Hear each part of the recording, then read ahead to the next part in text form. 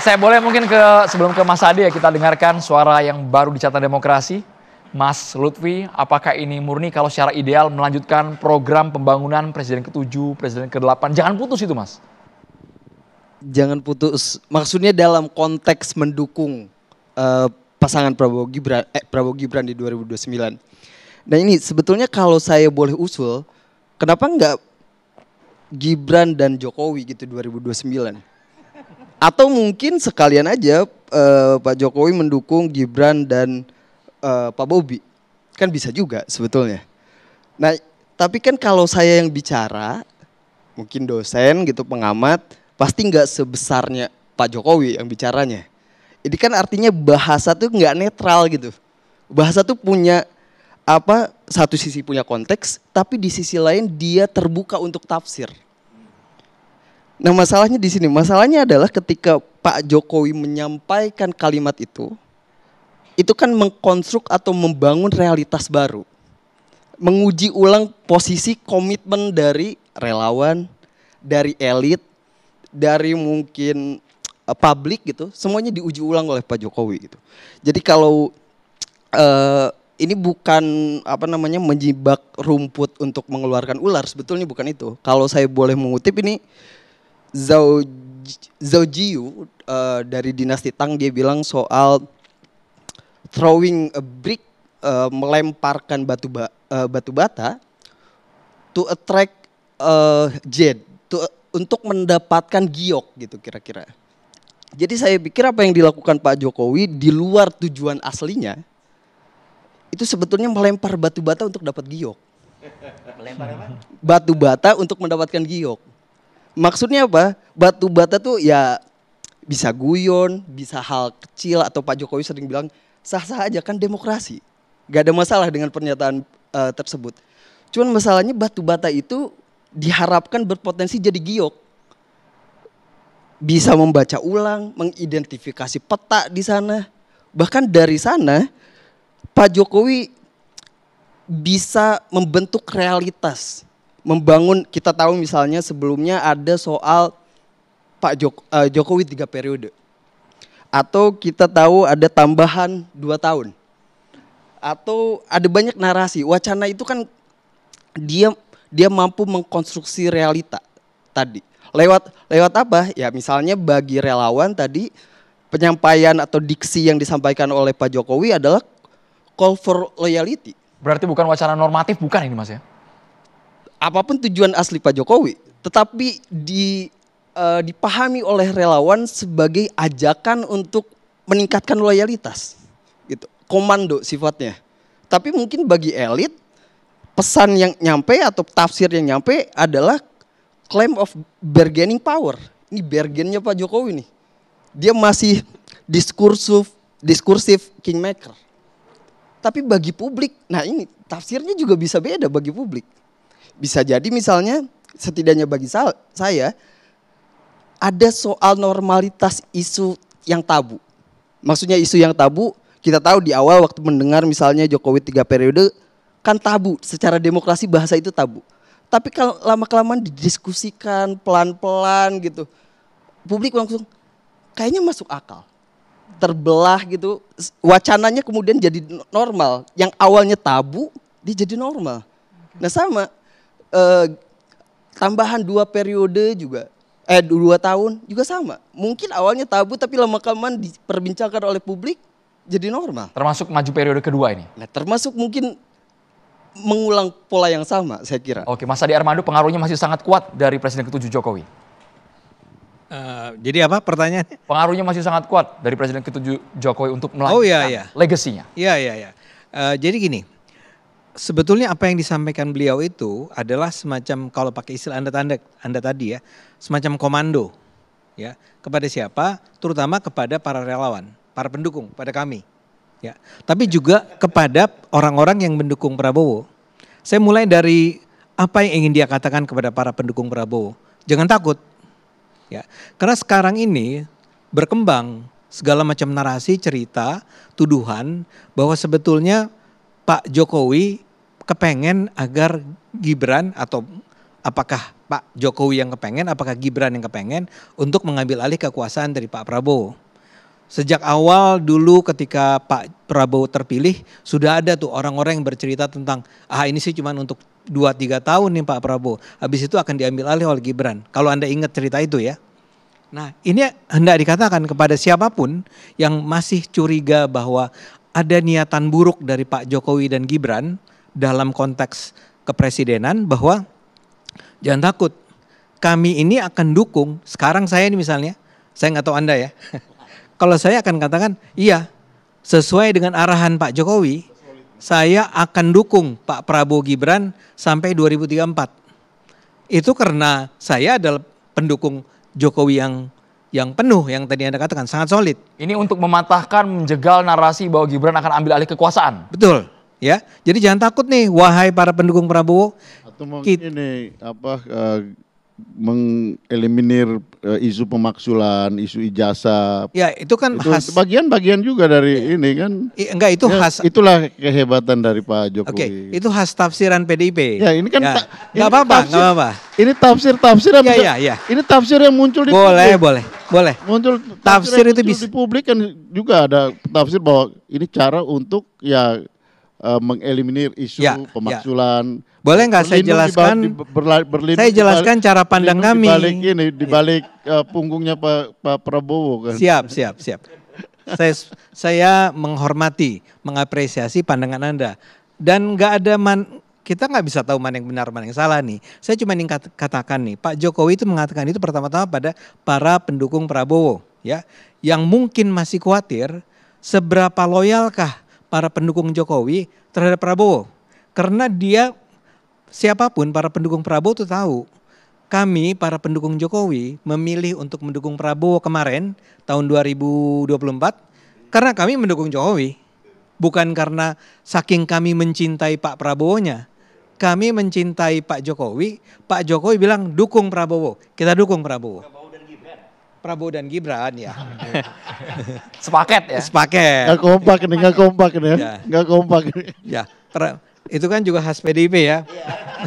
Menyangka kita nggak kompak. Mungkin partainya Bang ya. Kita sih kompak banget ya. Kita salam dulu. Nah ya, jadi jangan khawatir ya, jangan khawatir para pendukung Prabowo. Kita itu bukan pengkhianat. Kita dukung Prabowo nggak cuma sampai 2029, sampai 2034 ya. Itu pertama, buat si para pendukung Prabowo. Tapi yang juga penting sebetulnya kepada para relawan.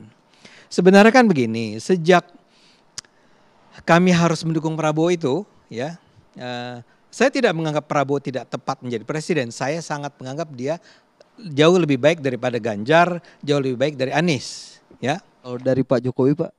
Dari Pak Jokowi jelas Pak Jokowi lebih baik. Dari Itu kan siapa? daripada Pak Prabowo.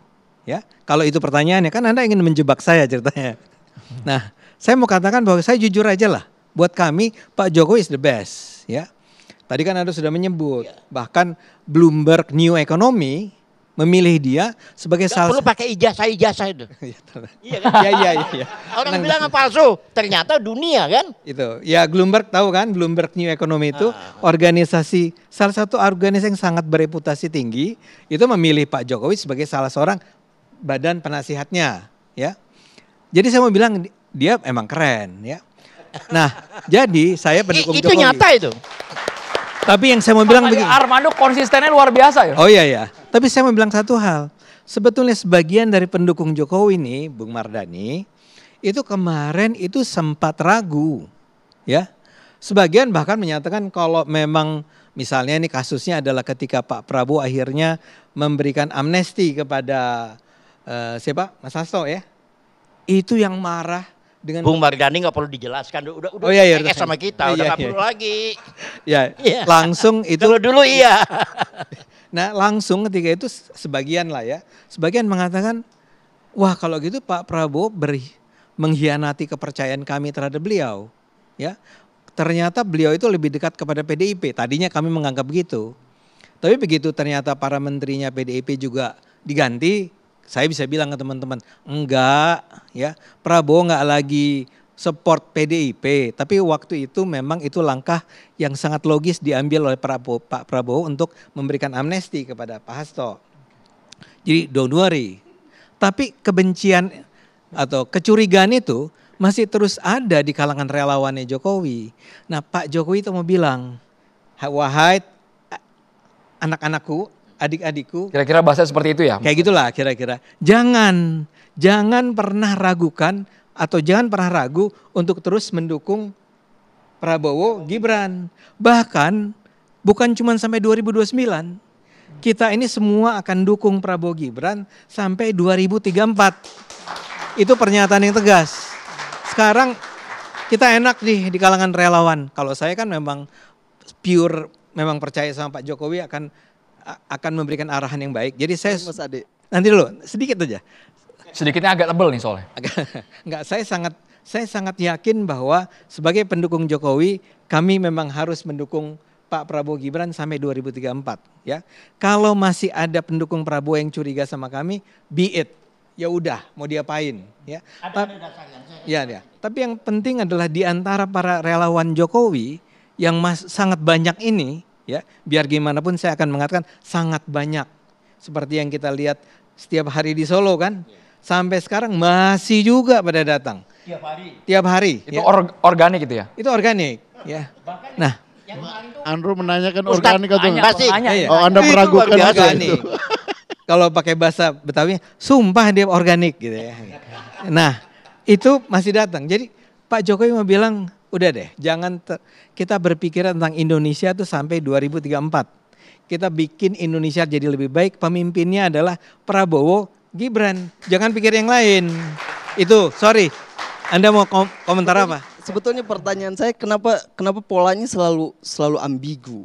Ambigunya di mana? Ambigu dalam pengertian Pak Jokowi bilang mendukung 2 periode, terus ada bahasa setelahnya ya sah-sah aja kan demokrasi. Sama sebelumnya. Karena ada banyak orang seperti Anda. Ya, justru Dia saya ngomong konfirmasi. seperti itu terus dinyinyirin. Terus dia bilang sah dong saya ngomong begitu. Kok Betul. Anda nyinyir sih? Kelihatan dari gimana pemimpin itu berbicara gitu kan. Ya antara satu pernyataan sebelumnya dan pernyataan setelah yang seringkali kontradiktif. Kenapa Bang? Kontradiktifnya di mana? Kontradiktifnya di Dan mana? tidak cawe-cawe, ya ternyata cawe-cawe. Jadi ya disitulah artinya publik bisa menilai gitu kan. Artinya akhirnya publik yang menilai bagaimana sang pemimpin itu berbicara, berbuat, dan berkelakuan di depan publik. Ya jujur aja Indonesia ini ya sekian lama kita terbuai dengan pola seperti itu gitu. Ya dulu kan PDIP yang dukung Pak Jokowi 10 tahun ya. Jadi ini menurut saya juga ini adalah suara, maaf ya Bang, suara dari orang-orang yang kalah. Tadinya menang bersama Jokowi. PDI Perjuangan tetap menang. Menang Mana apanya? Menang pemilu. Anda nggak masuk. 16 saya katakan tadi itu. PDI Perjuangan kemarin menang pemilu. Ya. PDI Perjuangan kemarin menang pemilu. Nah seperti ini Bang, maksudnya jadinya kalimat Pak Jokowi didiskusikan karena ada celah tadi, ada ambiguitas di sana. Apakah ini Saya tanya ulang, ambiguitasnya di mana? Dia cuman bilang, kan sederhana kalimatnya. Wahai para relawan, dukung Prabowo Gibran. Jangan dibalik Bang ya. Jangan dibalik. Itu dibelokin. Tadi dia bilang, Gibran Jokowi kan, wah ini khas bener Anda ini. sah. Apa? Kalau Gibran Jokowi kan nggak bisa Jokowi Gibran. Nggak, Gibran Jokowi juga nggak bakal didukung oleh kita. Kan saya mau bilang bahwa Pak. di mana ambigunya? Itu pertanyaan besar saya. Karena ini sama sekali nggak ambigu. Ada seorang mantan presiden bilang ke para pendukungnya yang masih terus bekerja, ya.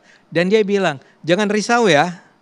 Nih kalau Anda mau dengar arahan saya, kita ini akan dukung Prabowo Gibran bukan hanya 2024, 2029 tapi 2029, 2034. Kalimat ini sampai diulang 2 kali ya? Bang Iya, Mardhani? kalau Dulu boleh. ya silakan. Jadi yang pertama buat saya sah saja Pak Jokowi, Mas Gibran, PSI, teman-teman relawan melakukan move politik untuk memastikan bahwa keberadaan Gibran dan terah Jokowinya tetap dalam panggung demokrasi. Pernyataan Mas Ade tadi benar kok bahwa memastikan Pak Jokowi, Pak Prabowo yakin Gibran dan tim Pak Jokowi ingin dukung sampai 2 periode dan itu bagus, stabilitasnya terjaga sehingga Pak Prabowo bisa lanjut. Tetapi lagi-lagi pertanyaan saya, adakah akan terwujud? Saya tetap menyatakan masih jauh panggang dari api. Karena apa? Bagaimanapun mulai banyak kekuatan politik lain yang menyaingi pengaruh dari Pak Jokowi. Betul, Pak Jokowi memang orang luar biasa pada zamannya. Tapi sekarang dengan Pak Prabowo yang terus melakukan pekerjaan besar dia, partai-partai lain juga terus memperbaiki diri, maka kontestasi menjadi menarik. Monggo teman-teman pengen memajukan Gibran, tapi partai-partai lain juga akan mengajukan calon-calon terbaiknya. Baik itu Betul untuk itu. mendampingi Harusnya Pak Prabowo atau yang Betul. lain. Dan itu menjadi kontestasi yang sehat. Dan tidak perlu buat saya, ini jelek, tidak bagus kok. Tinggal apa tawaran terbaiknya untuk mengeluarkan Indonesia dari middle income trap Dan countries. itu kita tunggu, Pak. Apa tawarannya biar Indonesia punya job creation yang lebih banyak apa, dan itu menjadi kontestasi yang sehat. Bagus itu loh. Saya tambah sedikit aja. Jadi gini ya, kita mengharapkan ada Gibran lain di partai. Gibran lain. Gibran lain, jadi anak-anak muda. Contoh, bisa datangnya dari bupati, datangnya dari gubernur. Coba kalau Anda tanya masalahnya KDM, seluruh Indonesia tahu tuh siapa itu KDM. Jadi maksud Bang Norman role modelnya yang paling pucuk Gibran. Ya, Gibran. Jadi Gibran kan wakil presiden. Oke. Jadi tokoh yang muncul itu bisa datangnya dari gubernur yang di daerah-daerah yang potensial, ya kan? Bisa datangnya dari bupati, bisa datangnya dari wali kota. Nah, jadi yang saya inginkan bahwa ini belum nongol. Kalau kita tanya sama KDM, nggak mau dia jadi wakil. Dia sendiri ngomong, saya tetap ke Pak Prabowo. Tahu diri, saya membangun Bandung, Jawa Barat. Itu kelebihannya tuh. 2024 duet Prabowo Gibran berhasil. Tapi kalau diulang kembali ke 2029, apakah duet ini akan sama berhasil atau ada saingan yang lebih hebat? Wahai pemirsa, kita Lebih harus jeda berhasil. dulu di Catatan Demokrasi.